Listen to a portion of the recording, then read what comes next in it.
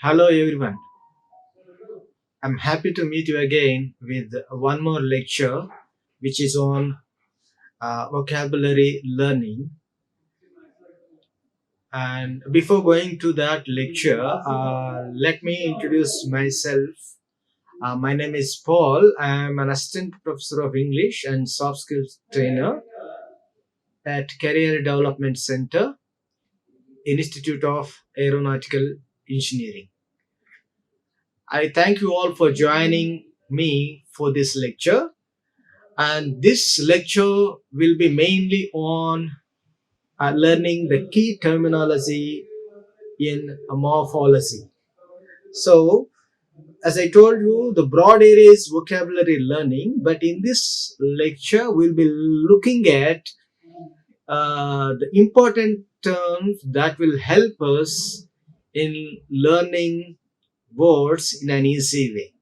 So, let's move on to the topic. So this is the topic that we are going to learn in this lecture. So key terminology in morphology. So if you look at the slide, the first term is etymology. So if you want to improve your vocabulary, you must know the words that we are going to discuss in this lecture. And the first one is etymology. This is very much important. And the meaning of this word is the word comes from Latin. We'll be looking at the etymological meaning of each and every word in this lecture. So, if you look at the etymological meaning of the word etymology, right? This has come from Latin, but it has roots in Greek. Though the word born in Latin, but it has also got roots in Greek. So it's a combination of two words, and the first word is etymon. So in the word etymology has come from uh, Greek, though that has roots in Latin. It has come from Greek and it has a combination of two words. One is etymon, which means original from. As I told you, the word etymology is a combination of two words, two root words. One is etymon, other one is logia, right? Etymon means original from, and logia means study of. So etymology means the study of the origin and the history of a word. So etymology means the study of the origin of the word. So we'll be looking at the origin of the word along with the history of the words. That's why now and then I say that we will look at the etymological meaning of so and so word. It means that we will look at the origin of the word and the history of the word. So etymology means the study of origin and the history of a particular word. So this word frequently comes in our discussion. So we must be careful with the meaning of this word.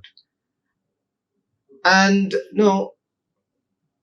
many competitive examinations will give questions on the etymological meaning of English words. So etymology, you must be thorough with the meaning of the word etymology.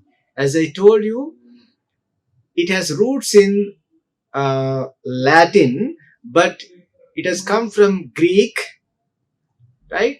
And it's a combination of two words, etymon and logia.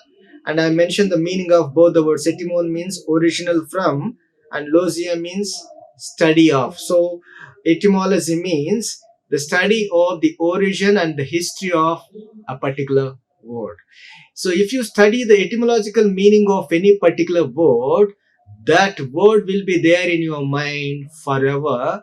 And not only that, you'll be able to use that word accurately in your communication. And this etymological meaning leads to many other words, right? That's why we must study the etymology of the word that you have come across. And the second one in this discussion is morphology. So what does it mean? So morphology again is a Greek word, and it's a combination of two words. One is morph and other one is oology, right? So morphology is a Greek word. As I told you, it's a combination of two. One is morph, um, which means shape or form. Morph, M-O-R-P-H. Morph means shape or form. Then the second part of that word is oology. Oology means you already know that it's a study of something. Morphology means study of something. So if you look at the second definition for morphology, you can easily understand. Morphology is a branch of linguistics. You know, linguistics is a subject which studies about the language, right? Many things come under linguistics: syntax, semantics, morphology, lexicology. All these things will come under the linguistics, study of language. So morphology is a branch of linguistics that involves the study of grammatical structure of words and how words are formed. So morphology studies about the structure of words, or it studies about the formation of words, how the words are formed. If you look at the etymological meaning of the word morphology, morph means shape or form, oology means study. So etymological meaning of the word morphology is study of the formation of words, right? Or how the words are formed. So morphology studies about how the words are formed, or the structure, how the words are structured, right? So this is what is called morphology. And the third important term in learning vocabulary is morpheme. So what is morpheme? If you look at the earlier word morphology, you will get an idea of the word morpheme, because morpheme is the basis for the word morphology. So what is morpheme? A morpheme is the smallest meaningful unit in the grammar of a language that cannot be divided without changing its actual meaning. So in other words, morpheme is the smallest meaningful unit which cannot be further divided into pieces, right? So for example, look at the word love. It's the smallest word, and this word cannot be further divided.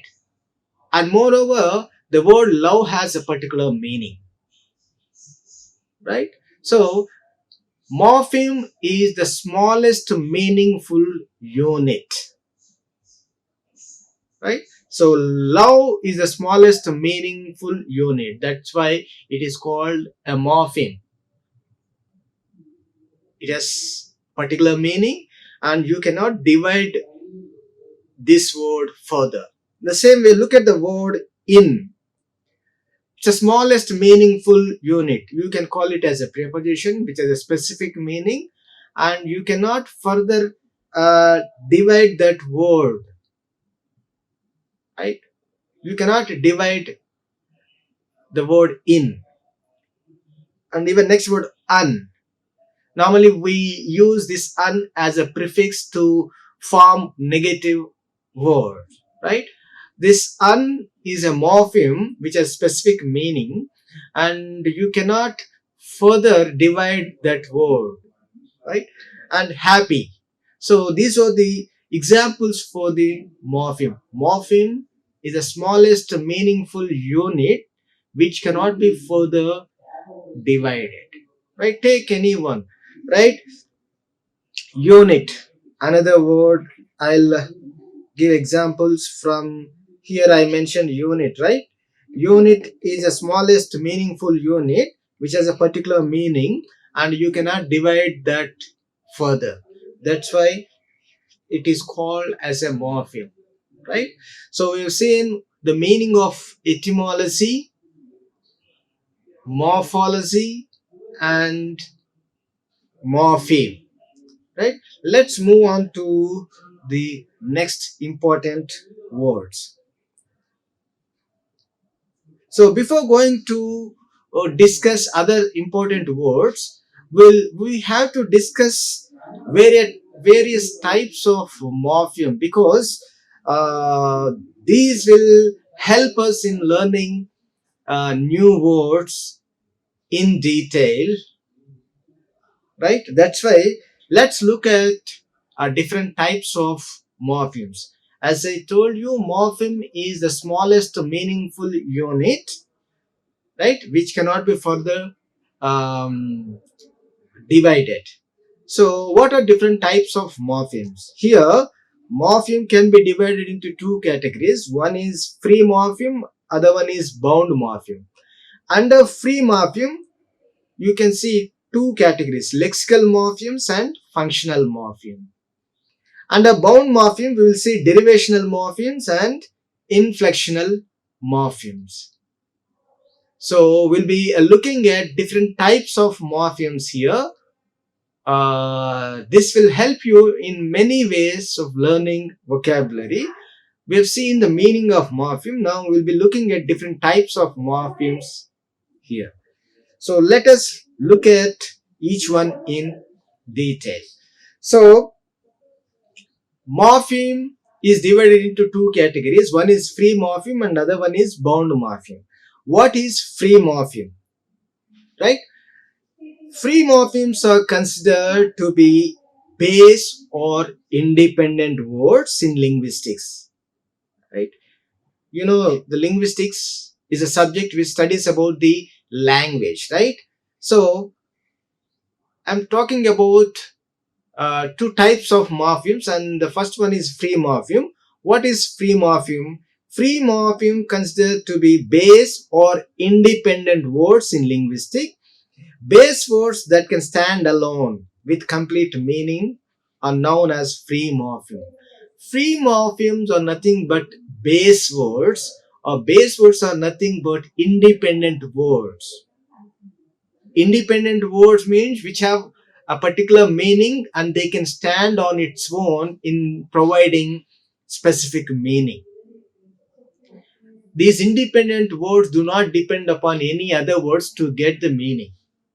So such words are called free morphemes. Free morphemes are independent words which have got specific meaning, right, and which cannot be further divided. So, for example, take whichever the word that comes to your mind. For example, book, which has got specific meaning and which can stand on its own in providing meaning, right? Uh, Table, right? Light or pen. These are all free morphemes. They are independent and have got specific meaning, right? They do not need any other words help in getting complete meaning. The base words or free morpheme can give complete meaning and they can stand on its own wherever they are in providing meaning, right? So under these free morphemes we will get content words such as nouns, verbs, object. These all come under free morphemes, and these nouns, verbs, adjectives come under content words.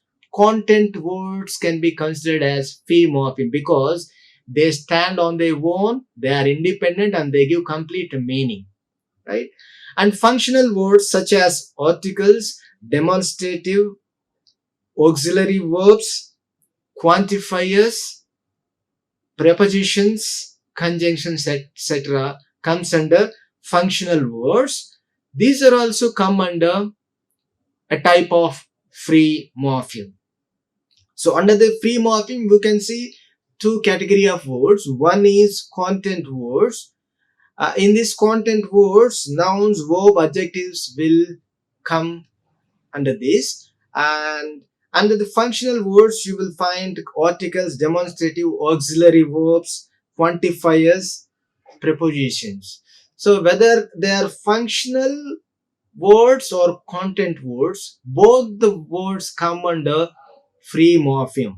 Means they can stand on their own and they give complete meaning, and they do not depend upon any other words in providing meaning. Free morphemes or base words, independent words, gives complete meaning, right? Now come to the second type of morpheme. The second type of morpheme is bound morpheme. What is bound morpheme?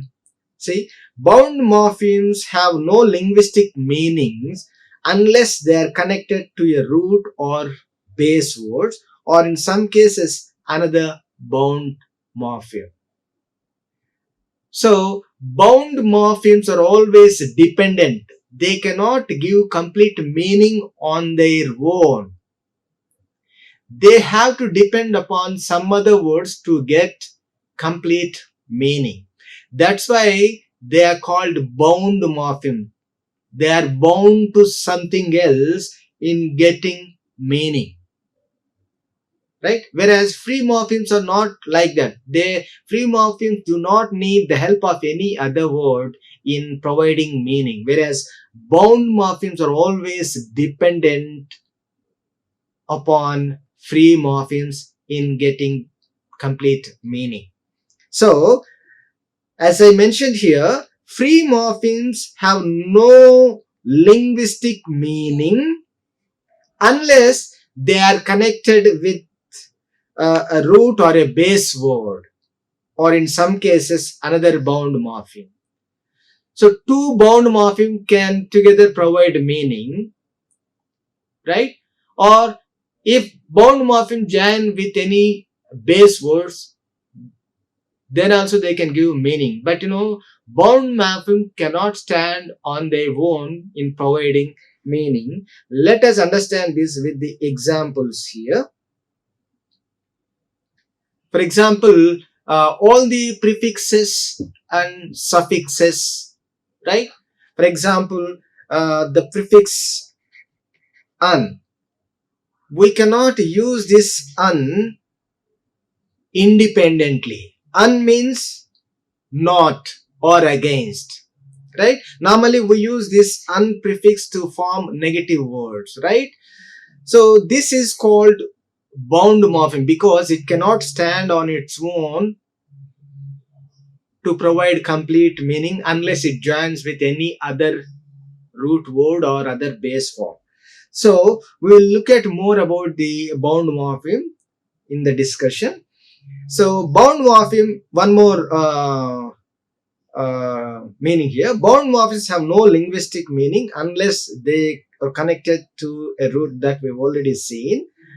And under this bound morpheme, we got right two types. One is derivational morphemes and other one is inflectional morphemes. So there are two categories under bound morpheme. But keep one thing in your mind, that bound morphemes are always dependent. They cannot stand on their own in providing meaning. They always join with some other words in providing meaning. I mentioned some examples here. You will clearly understand with these examples, right? You know what is the meaning of bound morpheme. Under this bound morpheme, as I told you, we've got two categories. One is derivational morpheme. What is derivational morpheme? Derivational morphemes tend to change the grammatical category of a word, but not always. There can be multiple derivational morphemes per word, and they can be prefix or affixes or suffixes. So all the prefixes, suffixes or uh, affixes can be considered as a bound morpheme. So these prefixes and suffixes or whatever, we use this under derivational morpheme. How? Look at the example.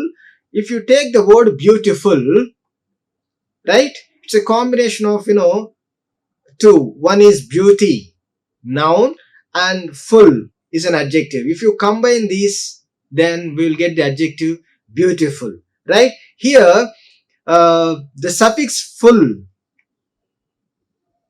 is called as derivational morpheme, right?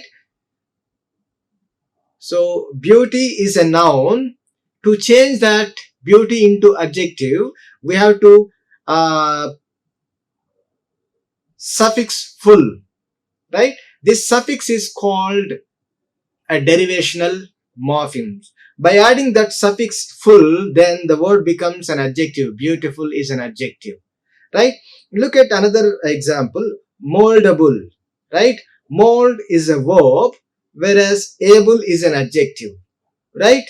So if you add this able to the verb mold, then that becomes moldable. Here able cannot stand on its own.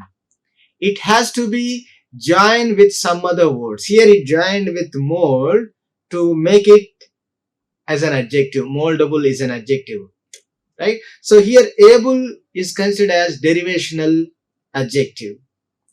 We have derived new word by suffixing able to the moldable. What is that new word? Moldable adjective, right? Now look at the other noun, singer. We have got that singer by adding derivational morpheme er to the verb sing. Then that has become singer, noun. Here the derivational morpheme is er. We cannot use this morpheme er independently, and it doesn't give complete meaning. So as I told you, derivation, whether it is derivational morpheme or inflectional morpheme, these two come under bound morpheme. As I told you, bound morpheme will always join with some other words in providing complete meaning. They always dependent. So as I told you, prefixes, suffixes or infixes all come under bound morphemes. So here I'm talking about the derivational morpheme. We derive new words by suffixing certain parts to the verb or by suffixing certain parts to the noun, right? Sing is a verb. By adding er, derivational morpheme er to the sing, then we get new word singer, which is a noun. Now look at the another word, happiness. Here happy is an adjective and the derivational morpheme is ness. By adding derivational morpheme ness to the happy, then we get happiness. This is noun. So one more example, classify. Class plus,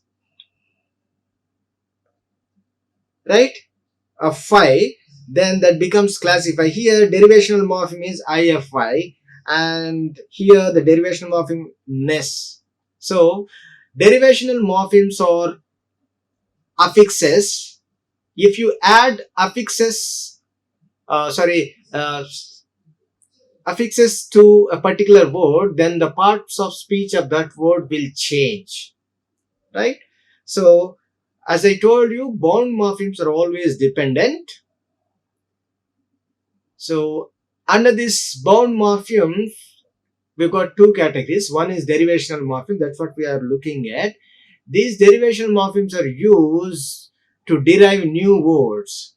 These new words provide meaning, as well as the derivational morpheme changes the parts of speech of that particular word. nouns can be changed into adjectives, verbs can be changed into nouns. Here sing is a verb and the derivational morpheme here is ear. By adding derivational morpheme ear here, that word has become noun.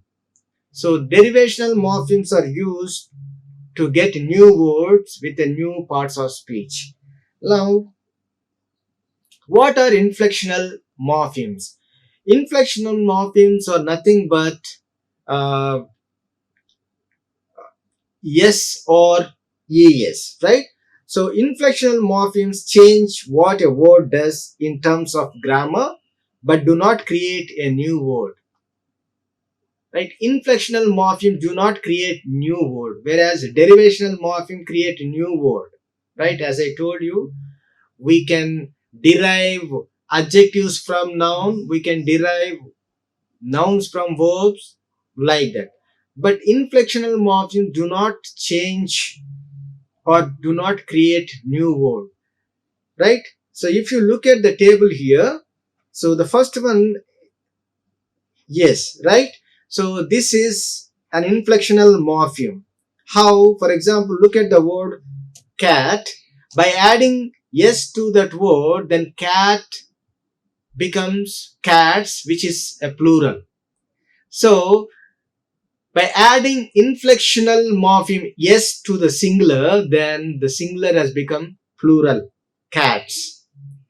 So the main function of the inflectional morpheme is to change the singular noun into plural. So yes, for example, the inflection of yes is used to change the singular noun into plural. For example, cat. To make it plural, use the inflectional morpheme yes, cats. Now, one more use of the inflectional morpheme yes is possessives, right?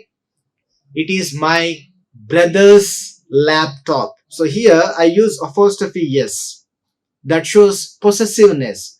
So inflectional morphemes are used to talk about the possessiveness of something. So this college belongs to so and so people, right? Uh, so one more use of the inflectional morpheme is to talk about the possessiveness of something, right? Brothers, mothers, fathers, right? Like that. Now, another inflectional morpheme is ER. So, this inflectional morpheme ER is used for comparison, right?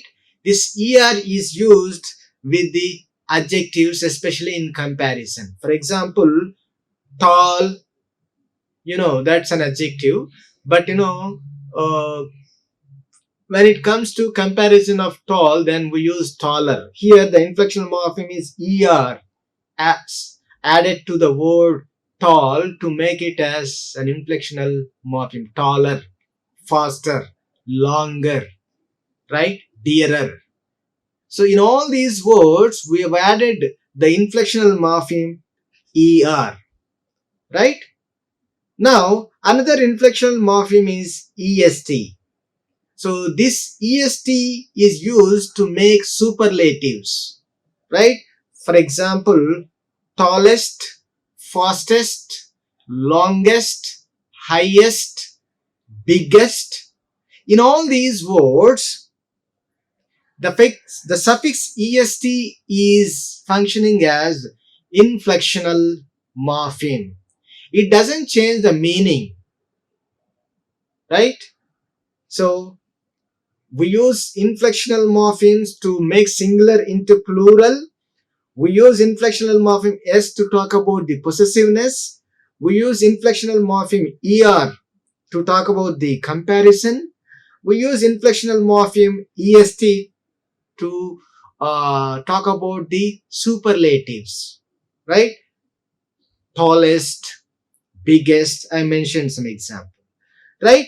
And one more use of the inflectional morpheme s is, while mentioning about the third person singular, we use yes, right? So third person singular present tense, I'll see, she eats an apple a day.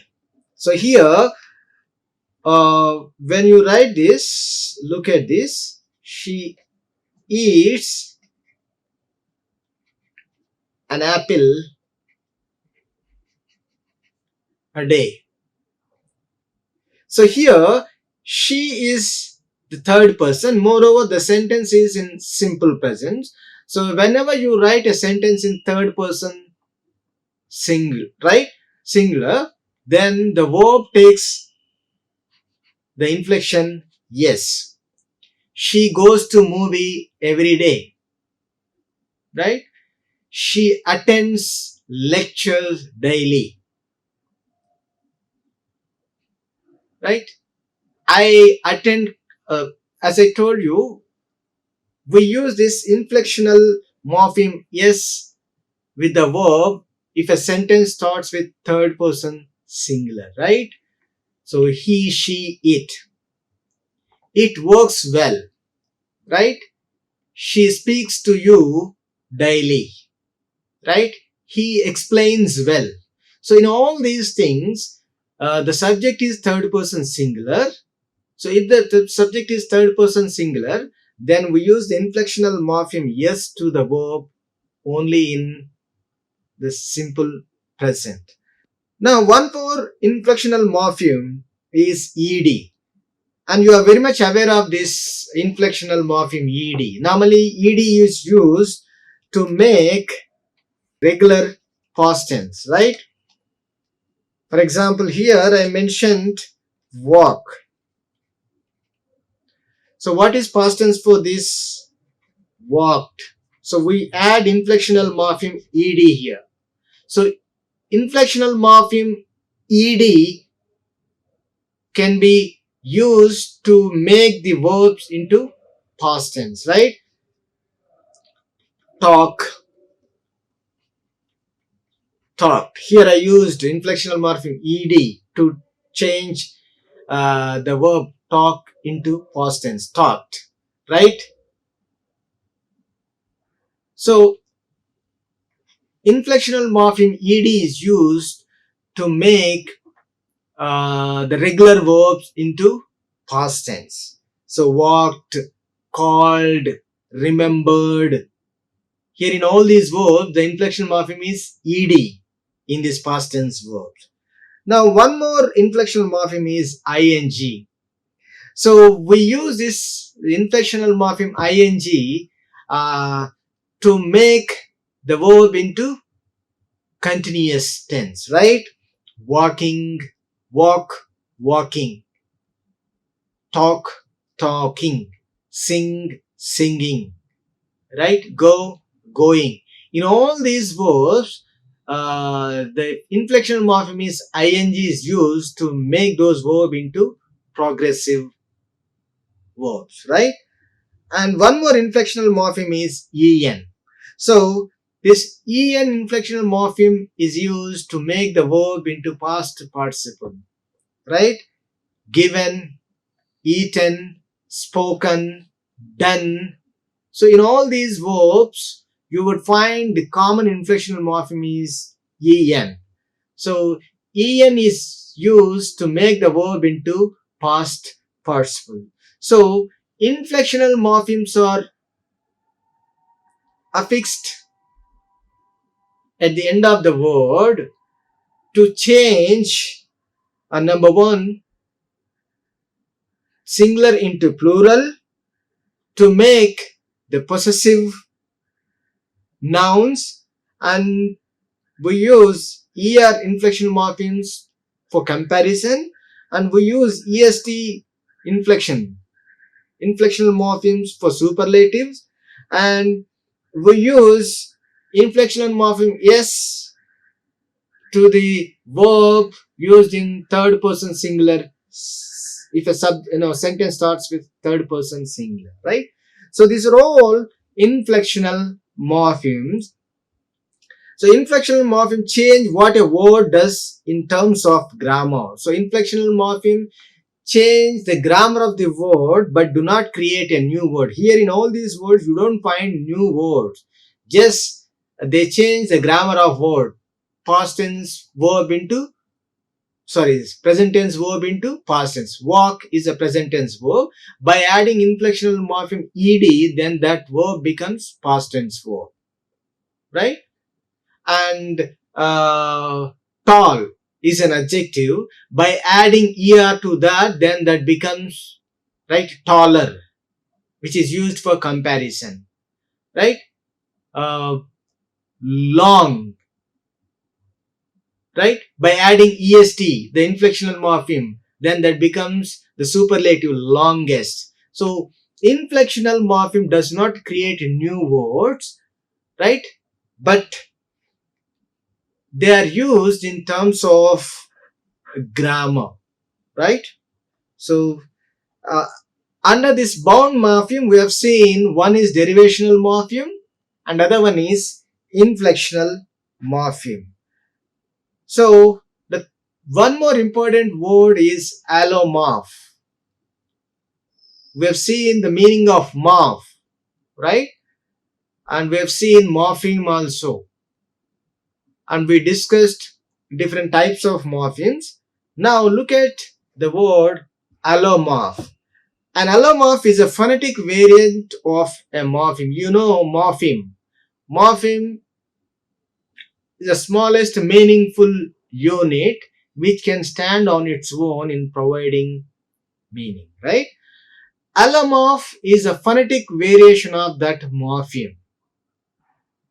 It mainly talks about the pronunciation of that particular word.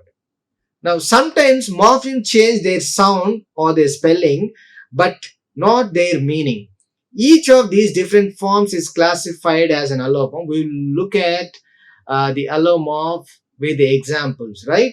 So, allomorphs mainly talk, are about the pronunciation, right? An allomorph is one of two or more complementary morphs which manifest a morpheme in its different phonological or morphological environment. Now you can understand what is an allomorph with the example I mentioned here. The indefinite article a and have, a and an are examples of allomorph. What is the meaning of a or an? The meaning is same. A or an means one, right? But the pronunciation of these two are different from one another, and the usage also is different from, and we do not use a where we can use an, and we do not use an where we can use a, but the meaning is same. So the indefinite article a or an are examples of allomorph, as they are different forms of the same morpheme. Though they are same morpheme, but they have different morpheme, right? They are the same morpheme with the same meaning, but they have different forms, right? Past tense allomorphs include different pronunciation of suffix ed. So here, this is past tense inflectional morpheme, right? Ed, which is used to change the present tense verb into past tense verb. But this ed can be pronounced different ways, right? Sometimes it is pronounced as da and sometimes it pronounced as ta. For example, if you look at the past tense of miss, which is missed, but here the allomorph ed is pronounced as ta, not da. We say it missed, but we do not say missed, right? And one more word, discuss, and the past tense is discussed. Here also the past tense marker ed is pronounced as ta, discussed, not discussed. Same morpheme but pronounced in different ways, right? So this is what the allomorph means. So allomorph is the phonetic variation of the morpheme. This is the inflectional morpheme. Ed is an inflectional morpheme, right? And it has got two different ways of pronunciation. We'll look at some more pronunciation of the inflectional morpheme ed, right? So sometimes it's pronounced as ta, and some cases it is pronounced as da, right? Now common plural allomorphs include the different pronunciation of morphemes. Here one more morpheme, yes, this is called inflectional morpheme, and it has got different ways of pronunciation, right? For example,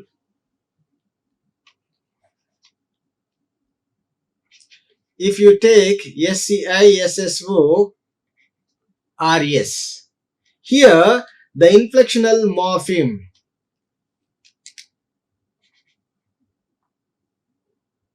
yes is pronounced as z, scissors, right? But it is not pronounced as scissors, but scissors. And see,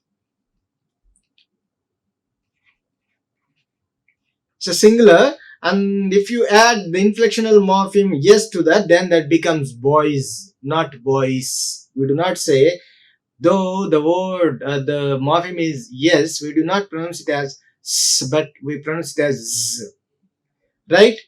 We'll look at some more ways of pronouncing the inflectional morpheme yes here. So yes is realized as z, s, right? And is. For example, um,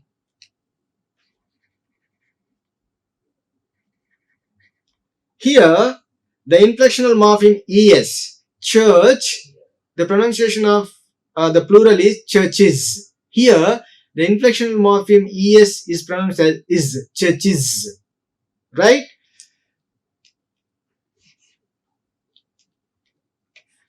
So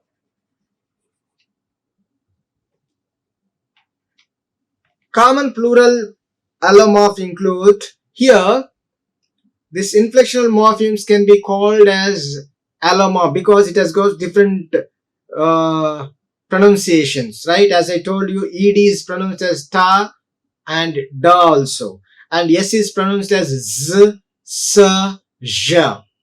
So that's why the inflectional morpheme s is called as an allomorph, ed is called as an allomorph, a and an allomorph, right?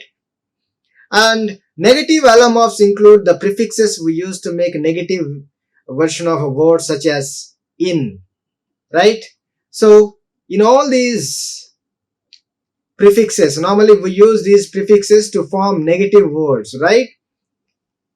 Impolite, right? Injustice, unhappy. In all these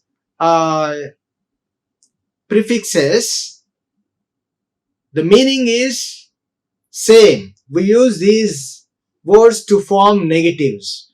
So these are all different forms of an allomorph, negative allomorphs. Though the spelling and the pronunciation is different from one another, the meaning is same.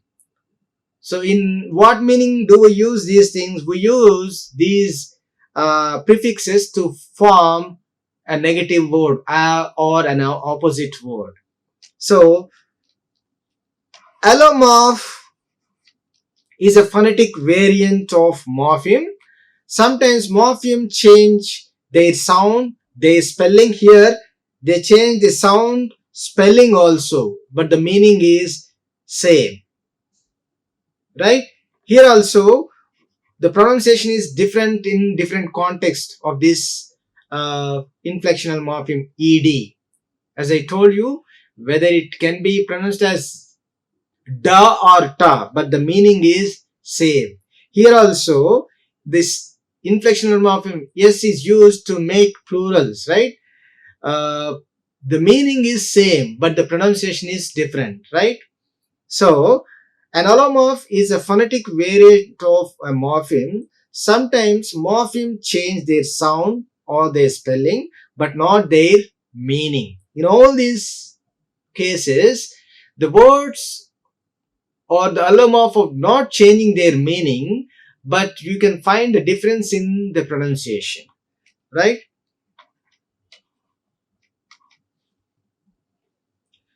The indefinite article a or an are examples of allomorph, as they are different forms of the same morpheme. They got the same meaning, but the difference is their pronunciation is different. Their usage is different from one another, but the meaning is same. These are the best examples for the allomorph. Past tense allomorph include different pronunciation of suffix ed. We've already seen the different pronunciation of the past tense marker ed. This is also an allomorph. There is no change in meaning, but there is change in pronunciation. And common plural allomorphs include different pronunciation of the morpheme yes, we have already seen. And negative allomorphs, we've already seen all these things. So, allomorph are used to change the negatives, or to change the singulars into plurals, or to change, right? Uh, they don't change the meaning. They have the same meaning, but the spelling and the pronunciation is different from one another. Now, move on to the other important terminologies in morphology. Lexis. So this is very familiar word to you all. So lexis is a term in linguistics. As I told you, linguistics is the study of the subject, any subject maybe, right? Lexis is a term in linguistics referring to the vocabulary of language. Lexis is a Greek term meaning word or speech, right? Lexis is a Greek word which means word or term. Term, T or M. T or M. Lexis means a word or a term. The adjective of the lexis is lexical. You must have a lot of lexical knowledge to become an effective speaker, right? Lexical is an adjective. In this, lexis means word or speech, and it has come from Greek. Now, lexicology. So, lexis means, word or speech. Then, lexicology. The suffix ology means study. Lexis means, word or speech. So, lexicology means the study or the behavior of the words. How the words behave in a sentence in different contexts, right? Lexicology is the study of the behavior of the words. Lexis means words, right? And ology means study. So here lexicology means the study of the behavior of words in a particular language. And root words. This is very important because many competitive examination you will find questions on the root word, and these root words will help you to form synonyms, antonyms, right? Whatnot. And these root words will also help you to guess the meaning, right? So then what is a root word? Root words come from Latin or Greek, right? In my previous lecture, I told you that most of the words are borrowed from either Greek or Latin. So, root words are taken from either Greek or Latin, right? They aren't usually words that can stand alone. These root words cannot stand alone. In other words, they are bound morpheme. Bound morpheme, they cannot stand on their own in providing complete meaning. So, root words come under bound morpheme. They are not, root words are not independent words, right? That cannot stand alone in English. Root is a modern word to indicate that part of the word can't be further broken down. So root words are either Greek or Latin. They cannot stand on its own in providing meaning. And one more speciality of the root word, they cannot further divided, or they cannot be further broken into other categories. So that's about root words. Root words are small bound morphemes. They are dependent morphemes. They always join with some other words in getting complete meaning. And these root words are come from either Greek or Latin. So let us look at some root words in Greek. So here AER is a Greek word, Greek root word, right? And you can see that AER with many words. I'll give examples to that. So AER is a Greek word which means air or atmosphere. AER is a Greek word which means air or atmosphere, and you can find this AER as a prefix in aeronautics and as a prefix in aerosol also. Aeronautics, right? Now look at another Greek root word ARCHE or ARCHAEO. These or the Greek root which means primitive, ancient or origin. So you can find the root word ARCHE in this word. Archaic means old, primitive. Archaeology, right? So you might have heard about the archaeological department or archaeology, a subject which studies about the ancient things, studies about the old things, right? So in this, the root word archaic words means archaic,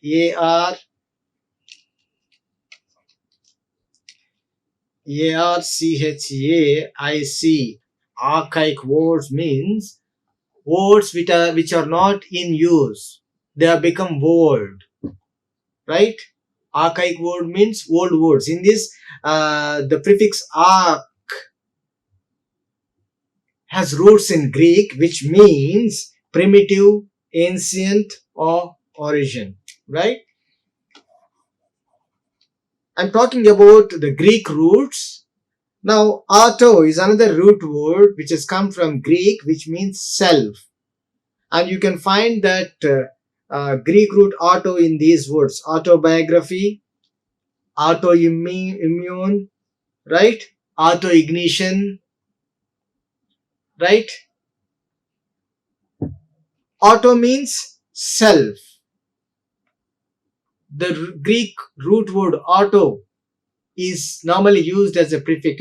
In all these words, you will find the root words as a prefix or sometimes suffix also. But here you will find Greek roots as prefixes here, right? Now look at the Latin roots. Here, AUD is a Latin root which means to hear or to listen, right? So look at how the Latin root AUD is used.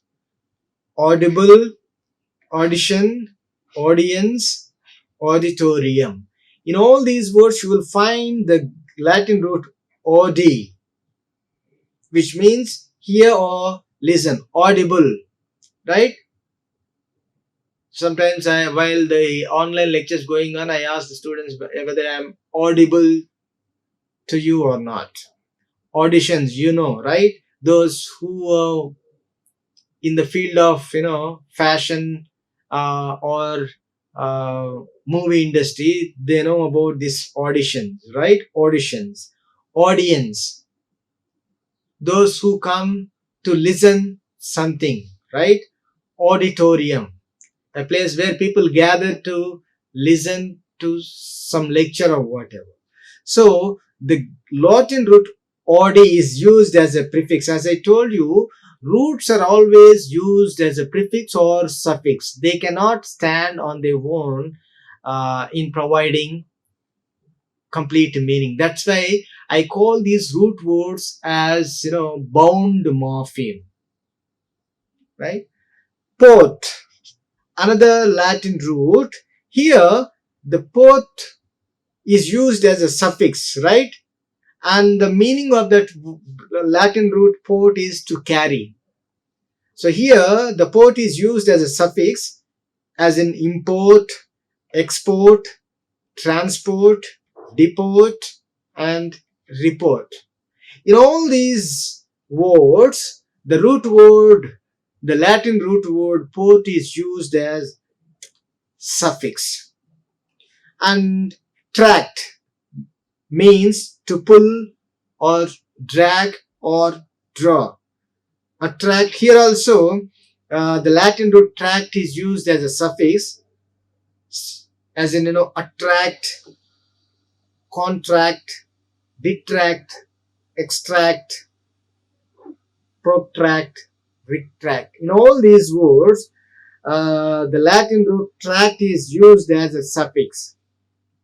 Verto means to turn. So here also it is used as a suffix. Convert, divert, invert, and revert. This normally used to form opposite words, right? This means not or not any. Disbelief, here it is used as prefix. Discomfort, disrespect, discredit, right? Sub means under. I'm talking about all the Latin roots. We have seen some Greek roots. Now we are looking at the Latin roots, right? As I told you, these roots can be used as a prefix or suffix, but they cannot be used as an independent word, right? That's why roots are called bound morphemes. So here, look at the Latin root. Sub means under. Here it is used as a prefix. Submarine, subsoil, right? Subway, and substandard. Now one more Latin root, D. This is also used to form opposite words. Means away, off. Deactivate, debone, defrost, decompress, deplane.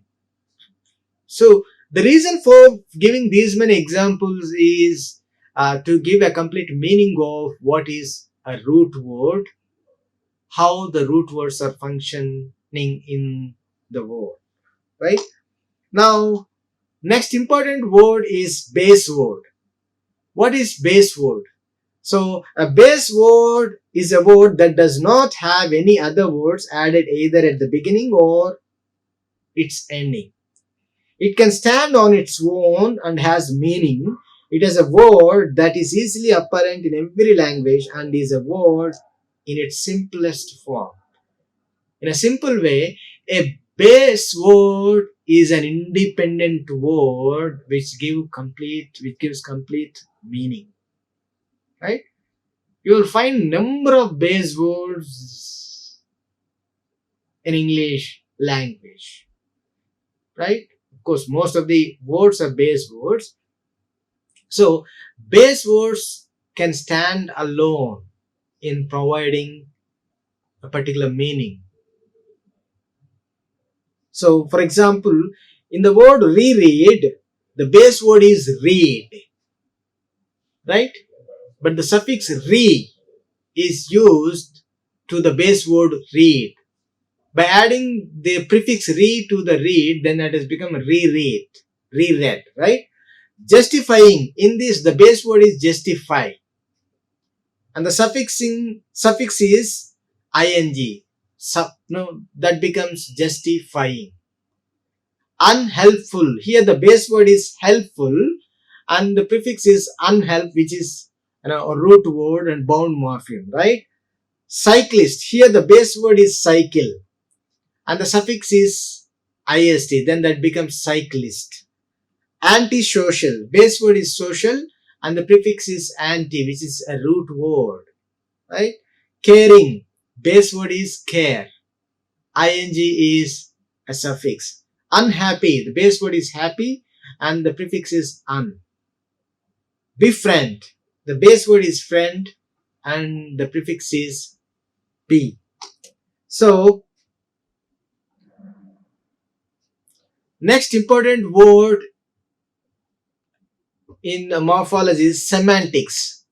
So the meaning and interpretation of words, signs and sentence structure. So semantics mainly talks about the meaning of the words in a sentence. How the words are formed meaningfully in a sentence. So what is the meaning of words in different contexts, right? So semantics mainly talks about meaning, right? So semantics can be defined as the study of the meaning of morphemes, words, phrases and sentences. So semantics means the study of meaning of morphemes. You know what is morpheme? Words, phrases and sentences. Whichever you take, whether it is morpheme, words or phrases or sentences. Semantics talks about the meaning of all these things. Whatever it may be, whether it may be morpheme, words, phrases, sentences or whatever. So basically semantics is the meaning of a particular aspect, right? So for example, look at the example I mentioned here. A human. Here, it can be understood in different ways. A human may be a male or female or child, adult, baby, a bachelor, father, a mother. These all come under the word human, right?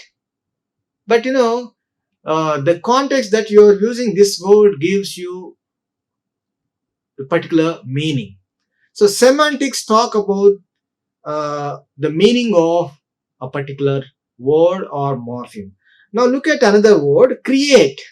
What does it mean? What are different ways of using the word create? Look at different meanings for that. Create can mean build, make, construct, erect, compose, or imagine.